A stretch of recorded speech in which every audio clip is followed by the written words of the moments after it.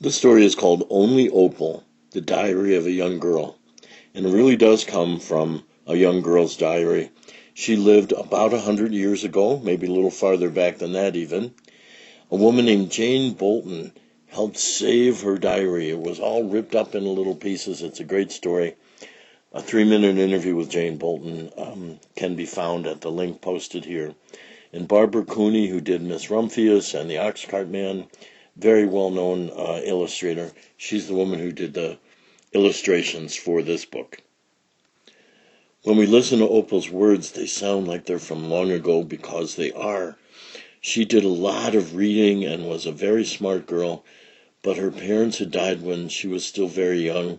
She lived with 19 different families and had a very hard life. Animals were her friends, and this is her story, the way she told it. My mother and father are gone. The man did say they went to heaven and do live with God, but it is lonesome without them. The mama where I live says, I am a nuisance. I think it is something grown-ups don't like to have around. She sends me out to bring wood in. Some days there is cream to be shaked into butter. Some days I sweep the floor. The mama has likes to have her house nice and clean. Near the road grow many flowers. I nod to them as I go by. They talk in shadows, and this I have learned. Grown-ups do not know the language of shadows. Angel Mother and Angel Father did know, and they taught me. I think sometimes kind God just opens the gates of heaven and lets them come out to be guardian angels for a while. Sometimes I read the books that Angel Mother and Angel Father wrote in. They tell me about all the great people. Now I know what to name my favorite mouse. He is Felix Mendelssohn. I did not go to school today, for this was wash day, and the mama needed me at home. The mama says that is my work, but it takes a long time. And all the time it is taking, I have longings to go explores. My dog, brave Horatius, came walking by. He made a stop at the doorstop. He wagged his tail. That means he wants to go explores. My crow, Lars Porsena, flew down from the oak tree. He landed on the back of brave Horatius and gave 2 caws. Oh, oh! They are friends. All my work is done.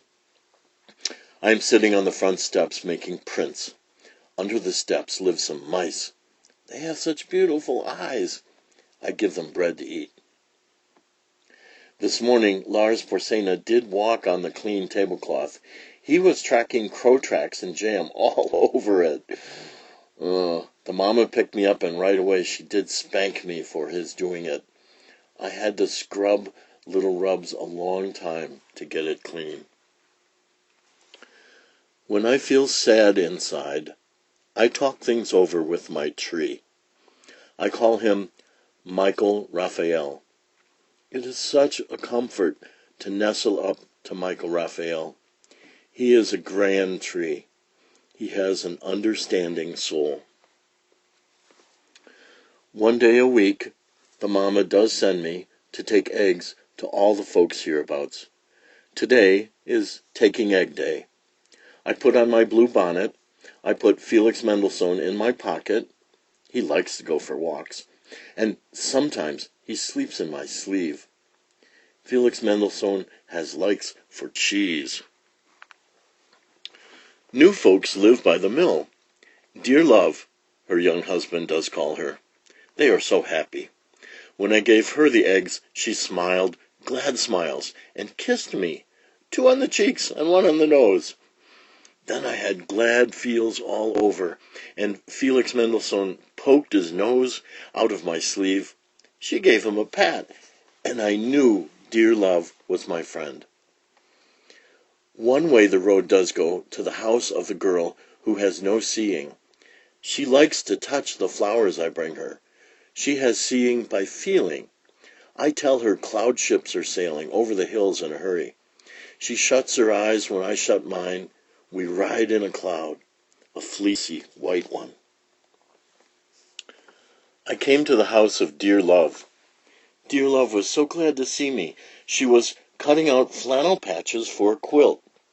She thought one patch would be a nice blanket for Felix Mendelssohn. He is a soft mouse that likes soft feels to go to sleep in. She marked his initials on it with red ink, F.M. on the corner. At night the wind goes walking in the field, talking to the earth voices there. I did follow her down potato rows, and her going made ripples on my nightgown. While I was listening to the voices of the night, brave Horatius did catch the corner of my nightgown in his mouth, and did pull in a most hard way to go back to the house we live in. He barks when he thinks it is going home time. The calf is Elizabeth Barrett Browning. I think she will be a lovely cow. There are lonesome feels in her mooings when her mother is away. I put my arm around her neck. It is such a comfort to have a friend near when lonesome feels do come. I took off my sunbonnet and tied it on her so the sun wouldn't bother her eyes. When I came home, the mama did spank me real hard and told me to go and find my sunbonnet and not to come back until I did find it. I wanted to talk to Michael Raphael. My dear pig followed me to school today. School was already took up. I went in first. The new teacher told me I was tardy again.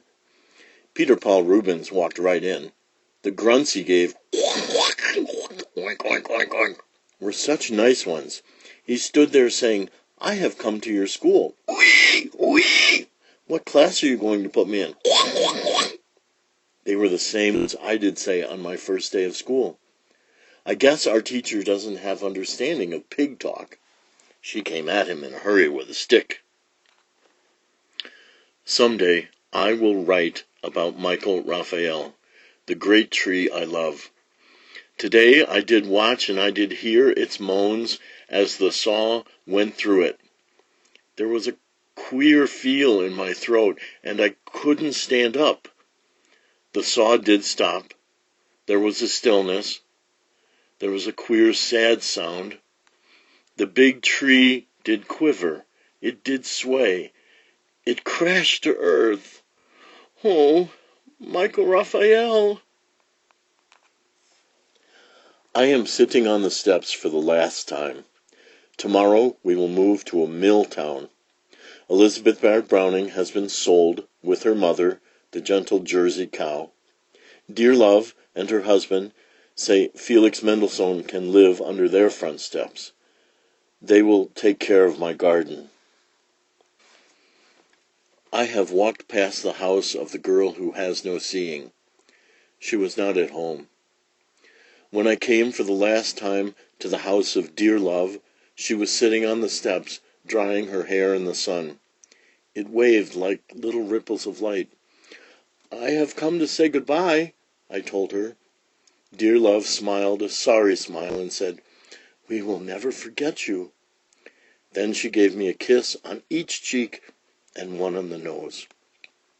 I was so glad for the one on the nose. I am going far away, but Angel Mother and Angel Father will be with me. Guardian angels always know where to find you. The story about Opal, little girl who became an orphan at age 5, has interested many, many people over the years. This clip here that you can find is a short trailer from a movie made about Opal's life and about the woman who found her diary. And sometimes great books lead you to discover other great books that are somewhat similar. This is a long series of books by Lucy Maud Montgomery, a Canadian author. And this is a movie made out of those books called Anne of Green Gables. It too is about an orphan girl who, when she was quite young, had to move from family to family and do work just like Opal had to do. And it is a wonderful movie if you can ever find it. Opal's story comes about because she wrote and then saved her own diary. If you've never kept a diary, this might be a good time to start. If you look for information about Barbara Cooney, it won't be hard to find. She's a very famous artist, and she's done many other things besides just the Only Opal book. And that's the end of this book that captures a part of Opal's life as a young girl. Only Opal, The Diary of a Young Girl, illustrations by Barbara Cooney.